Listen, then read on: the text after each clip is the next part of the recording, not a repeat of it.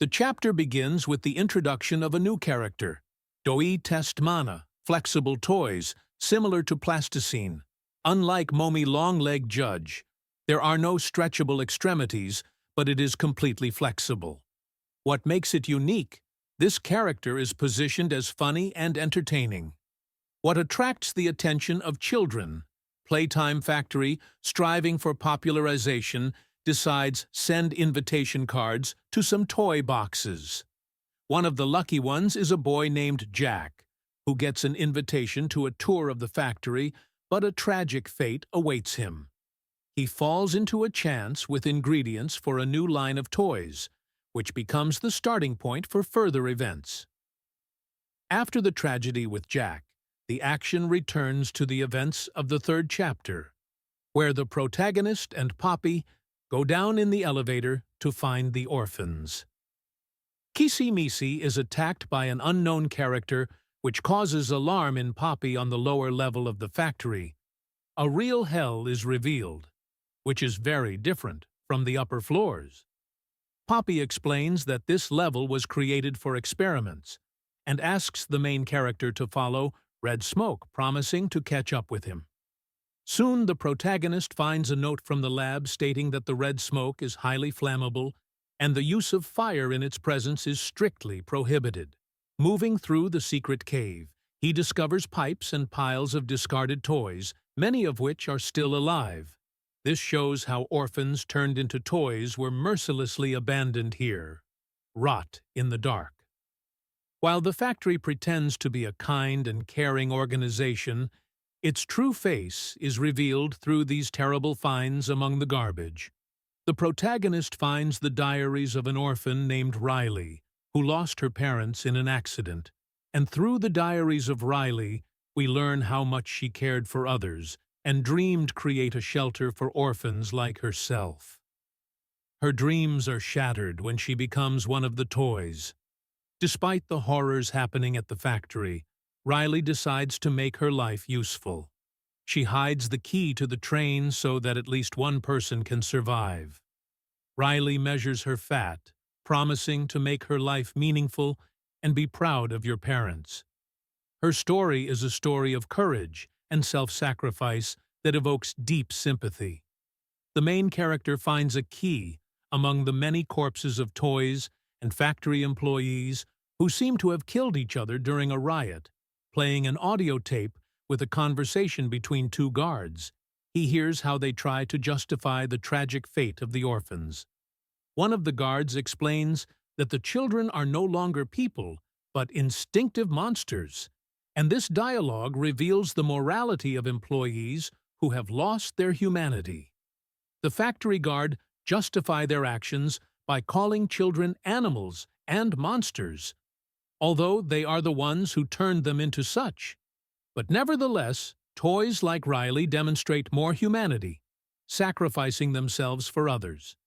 And the contrast between the actions of the guards and the victims emphasizes who is really. In fact, the main character uses the key hidden by Riley to start the train. But suddenly, the doctor appears on the screen.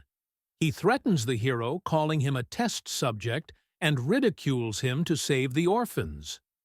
This moment reveals that the Doctor is the first human villain. The hero encounters his cold and calculation hostile toys.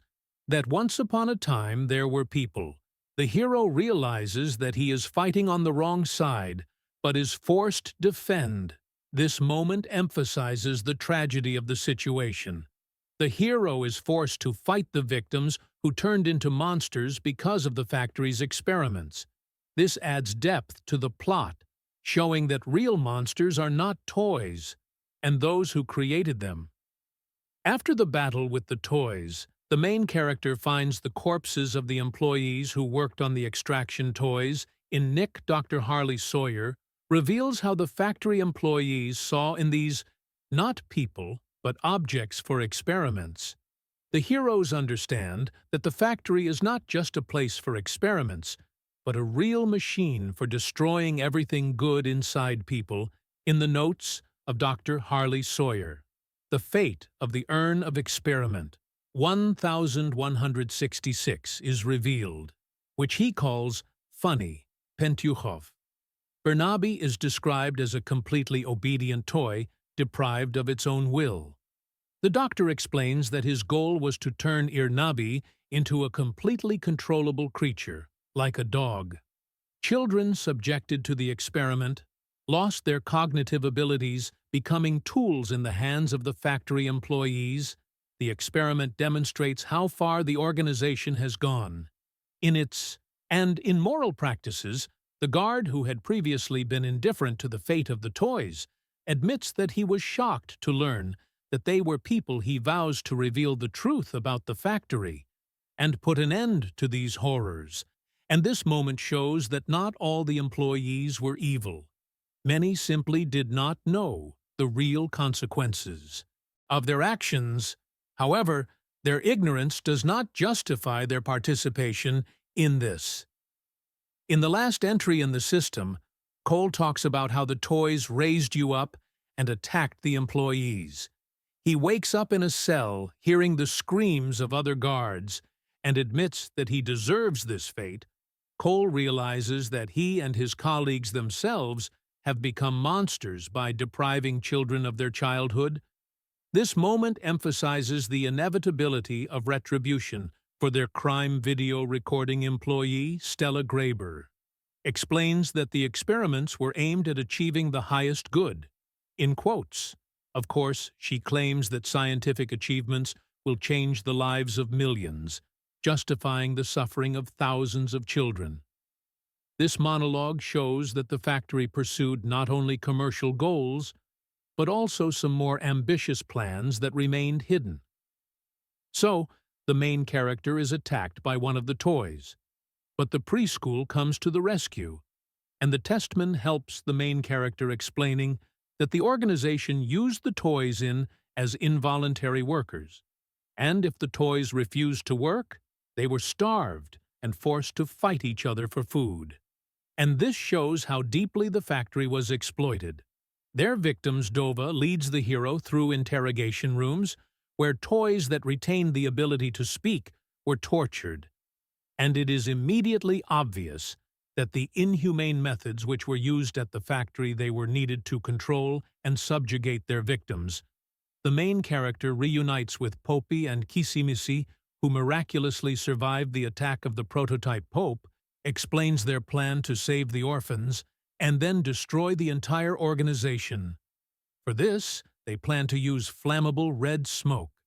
Poppy realizes how desperate their situation and how they are willing to go to extremes to put an end to it. Also explains that the prototype created hell in his level of the factory, so that the toys and orphans could never escape. The protagonist knows that the Poppy doll is not trusted by many toys because, in their opinion, she betrayed them earlier.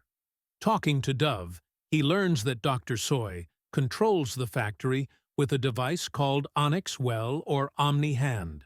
However, the toys use generators that the doctor cannot control. This creates a conflict for the main character to destroy the factory or try to save as much of the game as possible. From a secret conversation between Poppy and Dao, it becomes clear that Poppy wants to burn down the entire factory, including living toys. But Dao reminds that they are not just things and people who deserve a chance at life.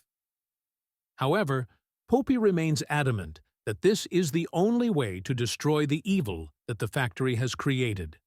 But the question remains, what will happen to the toys if they survive, since society is unlikely to accept them? And we learn about the project from the records of the factory employees before which children were turned into flexible toys.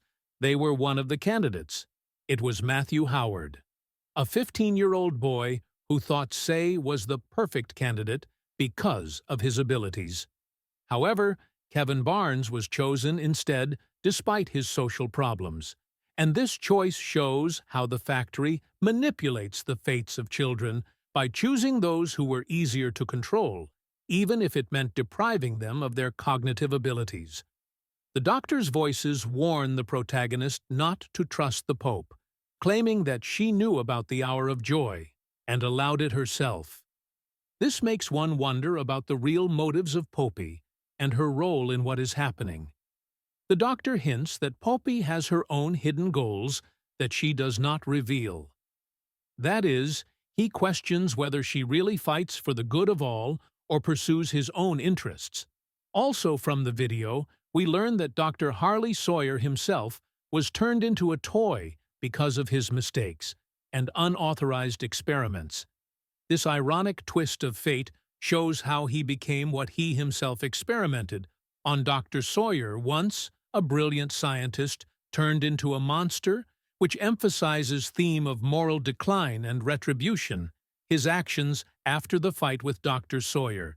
The main character receives an Omni Hand, a device that allows him to break doors and control electronics, returning to a safe haven. He meets Poppy Doy and Kissy Missy, who are happy with his success. They explain that they can now resist the prototype. However, their plans are disrupted when Ollie, supposedly outside, transmits a message. This becomes the beginning of a new stage of their struggle, where new ones are revealed. Secrets. The main character starts the generator as Olya asks, but after that, he disappears, having succumbed to the trick of the prototype. Pope expresses hope that everything is okay with him and gives the hero the task of laying explosives on the foundation of the factory. And this moment emphasizes how cunning and dangerous the prototype is, capable of manipulating